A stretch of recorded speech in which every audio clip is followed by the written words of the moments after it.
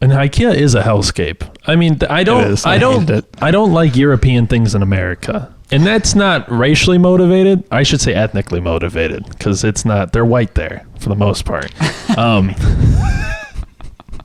And they're trying to keep it that way, it seems.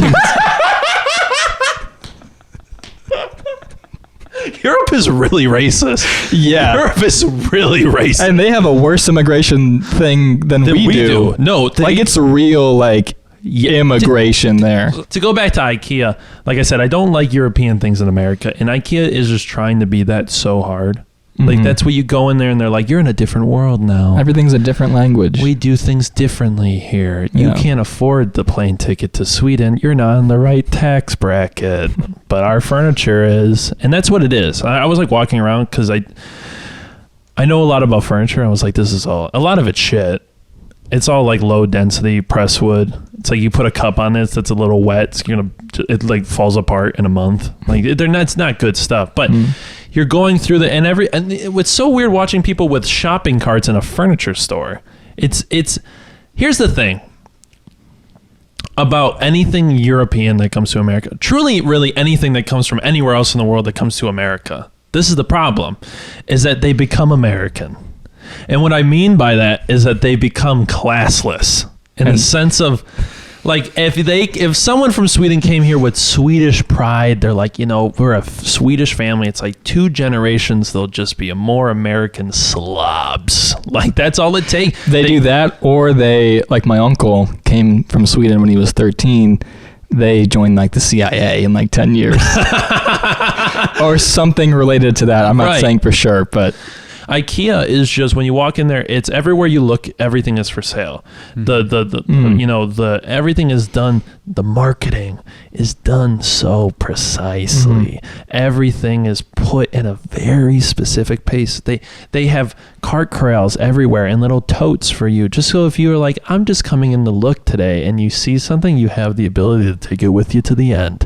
And then when you're like, I got my little bag and I'm in IKEA, you get to stuff your face with meatballs. The little meat gets to eat more meat. You know what I mean? That's all it is. Little round meats. And they go, this is you. That's what they say. When they put those gravy on, they go, are you having a good day today? They're like, we can't wait for you to buy. And you know what's the worst part, Jared? They got me. You got the meatballs. And you bought something. And I bought a lamp. Yeah. And you know what? Yeah. I'm going to do it again. There's something demonic in that place. There's this weird smell that, like, it's a wood. It's the It's wood. wood. It's like linens. It's like just whatever materials, whatever cleaning solution they use on everything. And then there's this stuffed animal from IKEA that has. Is there? It's gone completely viral. Like, it's weird. But like, it has this demonic energy. It's called Djungleskog. It's spelled Djungleskog or something. Djungleskog. And it's this black bear, or no, a brown bear. And it's like, it has these beady little eyes, and it's just kind of slumped over. But it looks like it has like an entity. Like, it looks like it's a... Oh. I don't know, but like the fact that like, here's the... Oh, I hate that. Yeah. So they put the microphone in the stomach. Yes. They're going to put the Amazon Alexa next. Like, don't you think if you cut that open, like, goo would just come out of it, like black goo or red goo? It's horrific. It's so, I mean, it's just so weird, because it is just a little teddy bear, but it's just with the thought of they made it a little bigger. You know what I mean? They just made it a little, it's not just a normal teddy bear. It's a big one. They made it a little rustic. It's not as cute. It's not like, it's not as like, honestly. Yeah. Well, they're reflecting the clientele. This is what's happening. That's what I'm saying. It makes sense there, is what I'm saying. A sad, big bear. That's what IKEA is. A sad, big bear. A big, sad bear. And what are you going to do? Like, and you know what's actually more insulting about IKEA is that they have food inside it, so you can stuff your face and go buy more. And then when you get the end, they go, so you remembered everything you wanted, right? Now you go get it. Like, you work there. And you go into the warehouse. Right. Like, and then you have to go to the self-checkout. It's like, why are these prices so bad? They're not paying anyone. Like, no one works here. The lights, like, what? Like, and then the thing is, and when you get to the self-checkout and you look around, the most despicable thing, truly, is seeing the second food restaurant. Yeah, in the next to the registers behind them. Yeah, and it's like hot dogs. And yeah, I'm like, this is a hellscape. It's just people walking around with like too much mustard on their shit, and it's like, gross. People had enough. So so they come in there, they walk around. So all the calories they burn, they're like, gotta get those back. Yeah, get them back. That's your rewards member points. Gotta get those back. You get to eat, walk around, burn a few more carbs, and they're like, just before you go, why don't you get dinner for the kids? Like, that's how it is. Like, get lunch and then get dinner. Oh my God. Oh my. And then one thing, I'm fine with consumerism. I work in sales. I'm directly related to consumerism. But there's just something about when you have a store of little rooms that you're like directed to kind of go through all of them, and you don't have any freedom in choosing where you want to go. Like when you enter the store, makes me feel uncomfortable.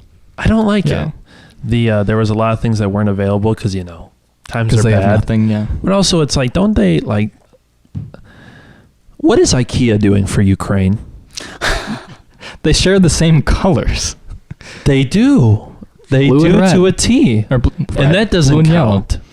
They need to do more. Because you know what? Who's next on the ticket for Russia? Is Sweden. They're right next to them. So IKEA better pick a side. We want IKEA to make a decision today. What side are you on? What side are you on? We should call. I'm just saying, did IKEA say anything about Black Lives Matter? I don't think so. I don't believe Here's so. the thing. Can we get a do we want these foreign national companies foreign nationalists saying anything about what's going on?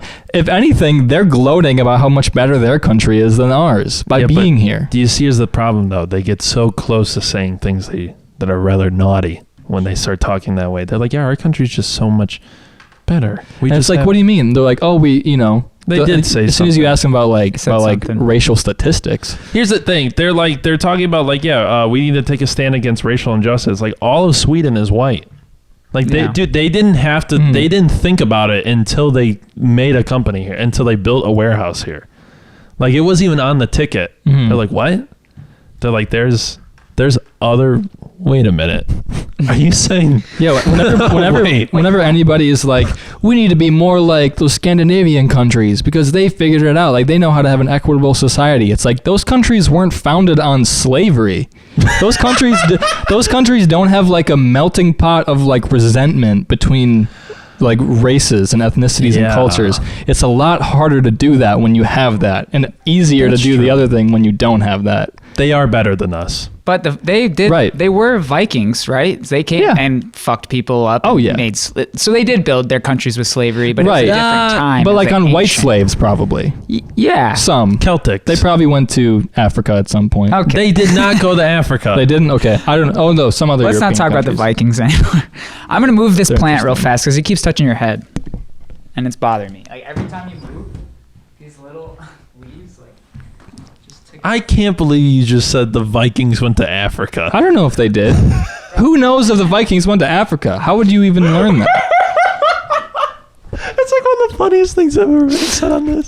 The Vikings went to Africa. I'm not flaming you. How would they? I am flaming you. Why? But like, what's stopping them from having gone to Africa? Well, they did come to here. I don't know. They did come to Leif Erikson did come to America. I'm saying countries closer to them and farther than them have gone to Africa. Right, but I'm just saying the Vikings from the Scandinavian countries, they did come here and they like left the sign saying the people here were really kind. They didn't come there and be like, oh, cool, other people, let's enslave them. Yeah. Apparently they did sail as far as south as North Africa, according to National Geographic. I would like to apologize to Jared live on the program.